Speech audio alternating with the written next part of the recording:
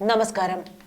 Golan കുന്നുകളിൽ rocket ആക്രമണം നടത്തി 12 കുട്ടികൾ മരിച്ച സംഭവമുണ്ടായിട്ട് ദിവസങ്ങൾ മാത്രമേ ആകുന്നുള്ളൂ. ഇതിനൊരു തിരിച്ചടി ഉണ്ടാകുമെന്ന് ഇസ്രായേൽ അന്നേ പറയുകയും ചെയ്തു.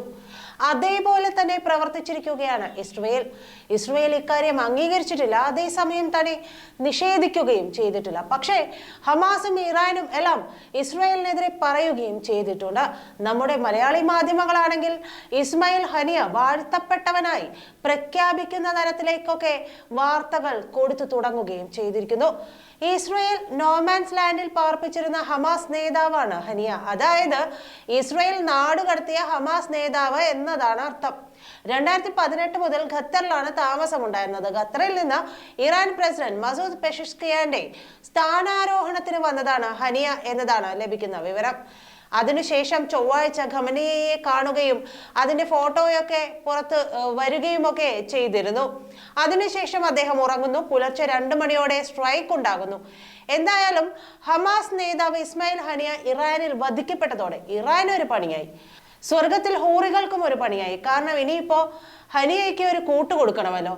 എന്തായാലും ഇസ്രായേലിനോട് കണക്ക് തീർക്കുമെന്നാണ് ഇറാൻ പറയുന്നത്. അപ്പോഴും എന്താണ് സംഭവിക്കുക എന്ന ആകാംക്ഷയാണ് എങ്ങുമുള്ളത്.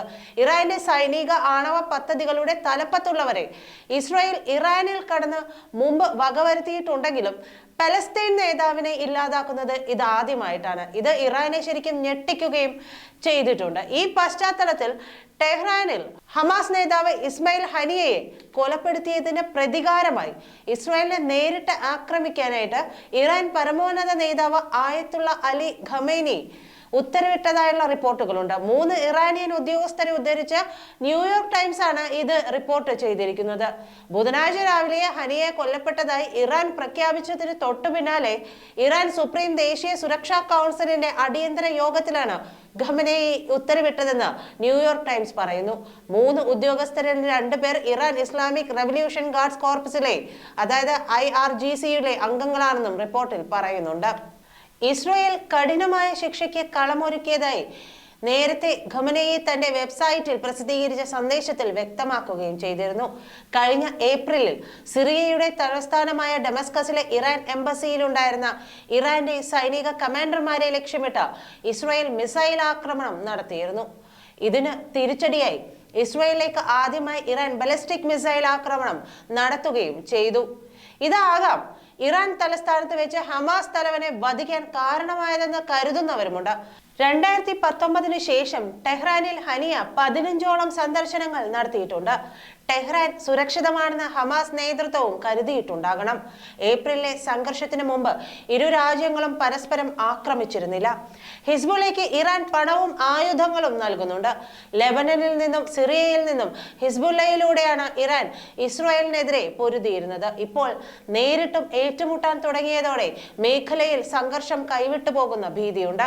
ഇറാനെ സംബന്ധിച്ചിടത്തോളം ഹനിയയുടെ വധം വലിയ അഭിമാനക്ഷതമാണ്. കഴിഞ്ഞ മാസം തിരഞ്ഞെടുക്കപ്പെട്ട പ്രസിഡന്റ് മസൂദ് പെസഷ്കിയാന്റെ സത്യപ്രതിജ്ഞാ ചടങ്ങിൽ പങ്കെടുക്കാനെത്തിയതായിരുന്നല്ലോ ഹനിയ. ഞങ്ങളുടെ അതിഥിയെ ഞങ്ങളുടെ വീട്ടിൽ വകവരുത്തി എന്നാണ് ഇറാന്റെ പരമോന്നത നേതാവ് ആയത്തുള്ള ഖമനേയി പ്രതികരിച്ചത്. ഇതിന്റെ ശിക്ഷ കഠിനമായിരിക്കുമെന്നും അദ്ദേഹം പറയുന്നു. രക്തസാക്ഷിത്വം അദ്ദേഹം ആഗ്രഹിച്ചതാണെന്നും ഈ കൊലപാതകം ചെറുത്തുനിൽപ്പിനെ ഇല്ലാതാക്കില്ലെന്നും സ്വാതന്ത്ര്യം നേടും വരെ പോരാടുമെന്നും ഹനിയയുടെ മകൻ അബ്ദുൽ സലാം ഹനിയയും വ്യക്തമാക്കുകയും ചെയ്യുന്നുണ്ട്. പലസ്തീൻ സ്വതന്ത്ര രാഷ്ട്രമാക്കാൻ വേണ്ടി ഇനിയും പോരാടുമെന്നാണ് മകൻ പറഞ്ഞിരിക്കുന്നത്. ഒക്ടോബർ 7 ശേഷമുള്ള ഇസ്രായേൽ ആക്രമണത്തിനിടെ ഹനിയയുടെ നിരവധി കുടുംബാംഗങ്ങളാണ് ഗസയിൽ കൊല്ലപ്പെട്ടത്. ഏപ്രിൽ 10 പെരുന്നാൾ ദിനത്തിൽ ഹനിയയുടെ 3 മക്കളും 4 പേരമക്കളും കൊല്ലപ്പെട്ടിരുന്നു. മക്കളായ ഹസിം ഹനിയ, ആമിർ ഹനിയ, മുഹമ്മദ് ഹനിയ എന്നിവരും പേരക്കുട്ടികളായ അമൽ, മോന, ഖാലിദ്, റസാൻ എന്നിവരുമാണ് കൊല്ലപ്പെട്ടത്. ജീവനോടെയോ അല്ലാതെയോ ഹനിയയെ പിടിക്കുമെന്ന് ഇസ്രായേൽ മാസങ്ങൾക്ക് മുമ്പ് തന്നെ പ്രഖ്യാപിച്ചിരുന്നു. അതുകൊണ്ടാണ് ഇസ്രായേൽ ചാര ഏജൻസിയായ മൊസാദിലേക്ക് ഈ കൊലപാതകത്തിന്റെ സംശയം എത്തുന്നതും. വരും നാളുകളിൽ ശക്തമായ ഇസ്രായേൽ ഇറാൻ യുദ്ധമുണ്ടാകുമെന്ന് നിരീക്ഷകർ വിലയിരുത്തുന്നതും. നന്ദി.